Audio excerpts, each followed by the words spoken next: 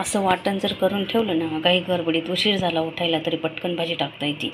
चला तर मग वाटण कसं काय तयार करायचं ते तुम्हाला सांगते बघा. 2 वाट्या घेतल्या खोबऱ्याच्या, त्या बारीक तुकडे करून घेतले आणि 3 गड्ड्या घेतल्या लसणाच्या, त्या पण अशा सोलून घेतल्या. थोडं हे राहिलं ना त्याच्यावरचं साल्ट तर चांगलं लागतं. तर आपण काय करू आता, हे दोन्ही मिक्स दळून घेऊ आणि हे मिक्स केल्यानंतर हे तुम्ही 8 दिवस वाटण वाटू शकता. चला तर मग आपण दळून घेऊ. बघा मी ते आलं लसूण खोबरं आणि लसूण दळून घेतलं. ते मस्त बारीक दळून घ्यायचं आणि हेच वाटण फ्रीजमध्ये काचेच्या बाटलीत किंवा एखाद्या प्लॅस्टिकच्या डब्यात भरून ठेवायचं. हे आपल्याला घाई गडबडीत खूप कामात येतं आणि उशीर झाला तर पटकन उठून हे टाकून भाजी तयार करता येते.